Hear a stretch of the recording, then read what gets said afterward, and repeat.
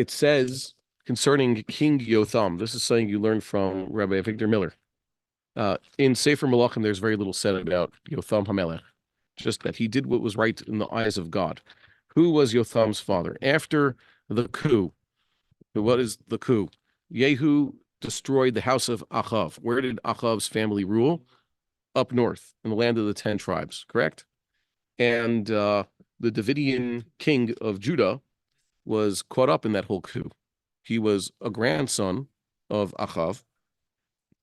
That was the joining of the two houses. His name was Achazyahu. And what happened to him was that he was killed also by Yehu. He was assassinated. And his mother, Athaliah, who was a daughter of Achav, basically took over the kingdom. She poisoned to death, according to Chazal. That's how she killed basically all of her descendants and relatives of her husband and anybody related to her son, so that she could rule entirely. Question is, wait a minute, did she want a successor? It says she saw that her son had died or was dead, so she basically took out her own grandchildren, right? So she could rule. Okay, but good. So those are all competitors for the throne. But what are you going to do afterwards? That was Herod's problem, by the way. Herod had a similar problem, that he was busy, killing his own children because he thought that they would be rivals. But it was like, okay, so who's going to be after you? Okay, well, some people don't think that far ahead. Either way, the survivor was Yehoash. It says he was hidden in the temple, and Yehoash became king at the age of 7. For 6 years later, when the Kohanim had a rebellion, they put him back on the throne. They killed his wicked stepmother. We wish we could say it, but it's really his wicked grandmother. And then after him was Amatzyahu. Every one of these kings in the line was basically, by our standards, Rabbi Avi Miller would point out, was a tzaddik, a big tzaddik. But the Navi focuses on their one big mistake each time. So Yoash fell off the derech because after his Rebbe passed away, he allowed other people to manipulate him. Because I'll say he allowed even other people to deify him. Okay, Amatzyahu had his problem in the middle of his reign. He got too cocky because he had great military victories, so he challenged his counterpart up north to, let's see faces. That's, I'll take you on. And that also proved disastrous to him. He eventually was assassinated by his own people. Uzziyahu became king, and he was also righteous. And his fatal mistake was he decided that he was, also chosen by God. He can go offer incense in the temple. And he confronted the Kohanim, and they were about to, face off when God intervened and made him a leper. Well, we're using the old word for leper. I don't mean Hansen's disease. I mean, he became Matzorah. It was right on his forehead. He decided to retire. That we mentioned that was the one time where a king consented to abdicate, basically. The one clean abdication. So Yotham, his son, basically came in charge and was crowned king when Uzziyahu died.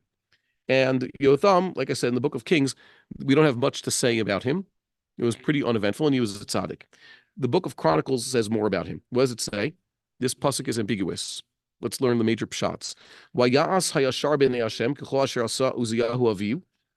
Rak lova elechal Adonai v'oda'am mashchaitim. What does that verse mean? It says he did what was proper in the eyes of God, just like his father Uzziyahu did, except, or Rak, whatever how you translate Rak, lova elechal Hashem. He did not enter God's sanctuary, or in this case, palace, which means that he didn't make the mistake his father did, and that he attempted to enter the temple to offer incense because he knew he's not a Kohen, and it's not right. Even a Levi can't do that.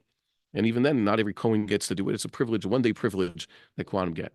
So in this case, it's to his merit, it says, and he corrected his father's mistakes. But then it says, V'oda'am mashchitim. But the people were still corrupted. What? The usual sin. They were offering him bamoth. That's what some Mefarshim say. Other Mefarshim say, no, he didn't visit the temple.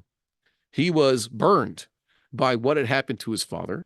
So despite his piety and his, frumkeit, he just declined to visit the temple. Bittul say, I don't need to go there.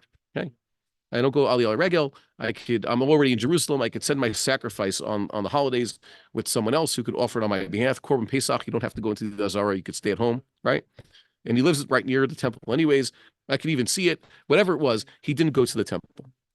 Rabbi Victor Miller says that this mistake of his, never going to the temple, was what led his own son Achaz to become such a fantastic Rasha. Until now, all the Davidic kings were either Yashar b'nei Hashem and they made a mistake, or they're considered they weren't so good, and then the Navi actually is magnifying what they did wrong. Rechavam gets an F, even though by our standards, we wish we had a person like him on the throne in charge. Achaz is the first after uh, the kings who were associated with the house of Ahab, okay? Either Achav's grandson or son-in-law, Yehoram and Achazio respectively, who have just decided, with no outside influence, that they're going to go majorly off the derech. They're going to be idolaters. They're going to corrupt the temple. They're going to do that. Achaz, we've discussed him before. What led Achaz to be like this? Rabbi Victor Miller says that his father was disconnected from the temple, just like the people in the 10 tribes. They were disconnected from going to the temple. And it was only a generation later where idolatry, became the rule. It was a normal thing in the land of Israel. Why? Because if you disconnect from the temple, you're going to bring your children off the derech. You shouldn't be surprised if it starts bearing wicked fruit. We have to stress, connect to the temple. Tell everybody you can, go to the temple. Don't forget it.